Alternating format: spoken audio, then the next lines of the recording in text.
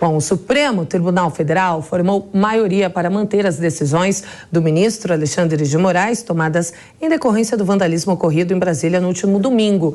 Entre elas, o afastamento de Ibanez Rocha do cargo de governador do Distrito Federal por 90 dias.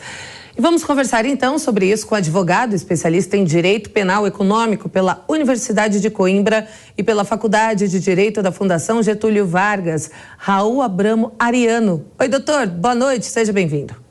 Boa noite, Karina. Boa noite, Elaine. Bom, doutor, boa noite.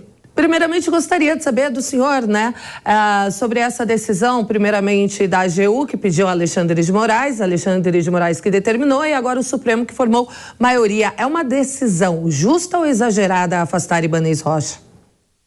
Alina, como você bem pontuou, teve a requisição da AGU para tomar essa decisão, então Alexandre de Moraes, ele não agiu de ofício, e no nosso Código de Processo Penal, ele tem a previsão, sim, dessa medida cautelar, que seria esse afastamento do cargo, naqueles casos que tiver um justo receio dessa utilização do cargo para a prática criminosa, O Alexandre de Moraes, ele fundamentou exatamente nesse ponto. Ele disse que a permanência do governador agora afastado, no cargo, ela poderia acarretar em uma espécie de ação para impedir a produção de algumas certas provas da investigação, e também veio muito no sentido dessa possível existência de uma organização criminosa, Na minha compreensão, ela é uma decisão justa, ela foi bem fundamentada, Agora, é óbvio que essa decisão ela vai depender de como caminharem as investigações.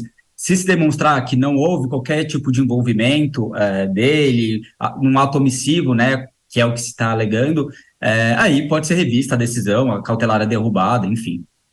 Antes de passar para a doutora Elaine, mais uma dúvida. Ibanez, ele corre risco de ser detido ainda?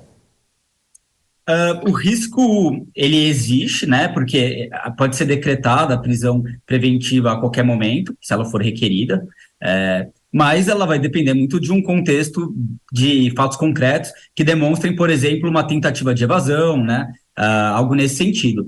Ao que tudo indica, não parece que esse é o cenário. Então, eu diria que no momento, pelas informações que a gente tem, não. Tá certo. Doutora Elaine, por gentileza. Doutor, houve uma discussão sobre essa questão, se era uma competência do STF e não do STJ, eu, inclusive, defendi que é, sim, uma competência do STF, na medida em que a gente está falando da defesa do Estado Democrático de Direito, e já havia um inquérito em curso, onde o ministro Alexandre de Moraes então, seu relator. Por isso, é a competência dele.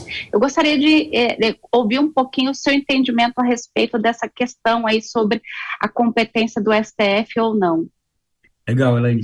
Não, eu concordo plenamente com você, A gente sabe que teve bastante discussão quando foi instaurado esses inquéritos, tanto da fake news quanto os outros, que ele acabou sendo instaurado num fundamento do regimento interno que fala sobre a prática de crimes contra os ministros ou nesse ambiente, Então, alguns criticaram, disseram que é um entendimento muito alargado para se entender que há instauração, mas eu concordo com você, uma vez que o inquérito foi instaurado, Inclusive, houve um julgamento de ADPF sobre o tema, então a corte se posicionou como um colegiado sobre o assunto, uma decisão muito bem fundamentada, na minha opinião, e nesse sentido, me parece que essa questão da incompetência do STF está superada, Então, eu concordo com você, eu acho que a investigação em curso e os fatos, eles têm um imbricamento, eles realmente se relacionam, Que a gente está nesse contexto de uma tentativa de uma derrubada de um Estado, então concordo que a competência, sim, seria do STF.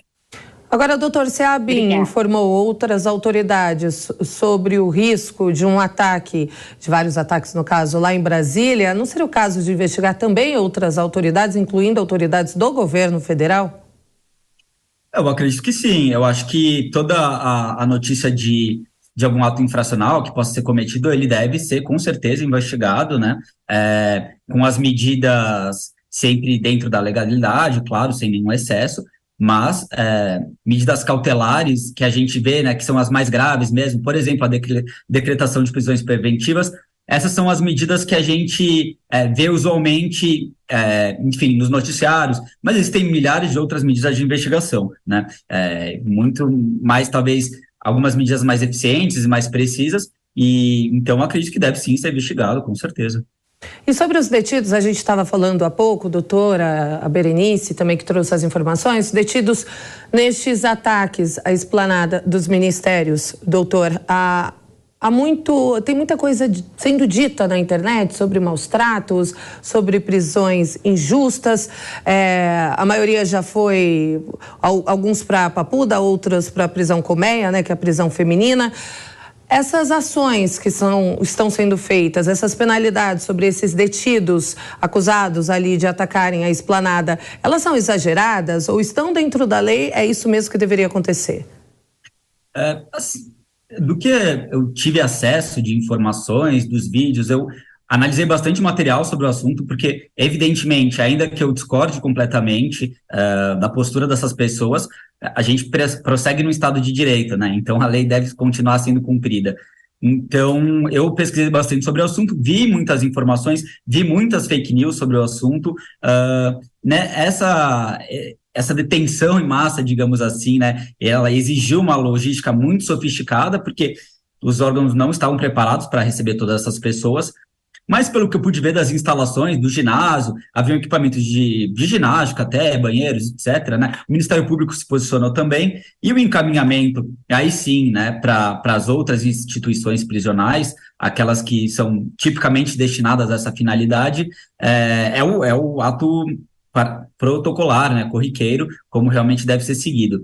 Agora, teve uma decisão do Alexandre de Moraes, né, delegando a competência para que efetivamente esse cumprimento dessas medidas de acautelamento, de colheita de oitivas, etc., fosse feito pelo órgão estadual, pelo órgão federal, das instâncias abaixo, né? E eu acho que isso vai completamente num sentido de ter uma razoabilidade de um possível cumprimento célere dessas medidas de investigação. Pelo que eu vi, então, concluindo, eu acho que não vi excesso, não vi exagero, pelo contrário, vi algumas notícias de que pessoas teriam falecido no ginásio, depois se demonstrou que não seria a realidade. Então, ao que tudo indica, não houveram excessos, né? Doutora.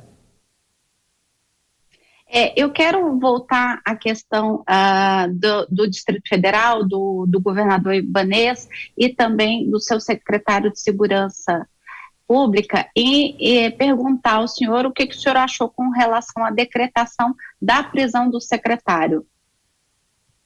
Eu achei que ela foi uma decretação que ela tem um contexto muito específico, né, da ausência, que realmente é uma ausência que chama muita atenção dele em território nacional, porque quando a gente está falando sobre os episódios lamentáveis de domingo, para muitas pessoas realmente foi uma surpresa, né?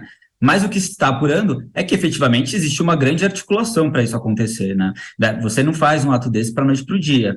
Então, as autoridades de segurança pública, elas detinham tanto os meios materiais quanto as informações necessárias para, ao menos, compreender que existia um risco naquele momento, né?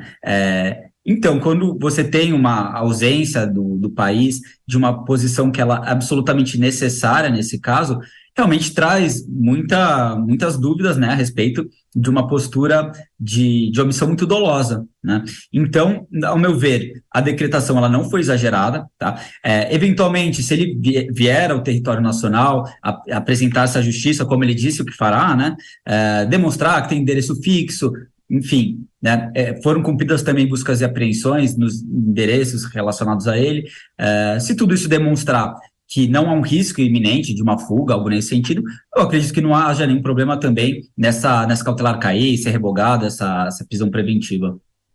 Tá certo. Agora, por fim, doutor, para a gente encerrar nossa entrevista, as investigações, elas também miram o ex-presidente Jair Bolsonaro? O inquérito, que é o principal, né, o inquérito da fake news, em que esses atos todos eles estão sendo tomados, ele permanece em segredo de justiça, ele está sigiloso, não é possível nós acessarmos. No entanto, me parece que existe sim uma linha de investigação que foca nas manifestações do ex-presidente Bolsonaro relacionadas a, por exemplo, reiteradamente dizer que não iria cumprir decisões do Supremo Tribunal Federal, enfim. Então, eu acredito que seja assim, uma linha de investigação, se não nesse inquérito, com certeza em outros que tramitam no Supremo, ou, enfim, nas outras instâncias, né? Mas, ao que tudo indica, há sim essa investigação, até pelo que me sinalizou, né, o ministro da Justiça, ele também afirmou nesse sentido de que seria investigada a responsabilidade do próprio ex-presidente, então acredito que sim. Tá certo, doutor Raul Abramo, obrigada pela entrevista, boa noite para o senhor. Eu que agradeço, muito obrigado e boa noite.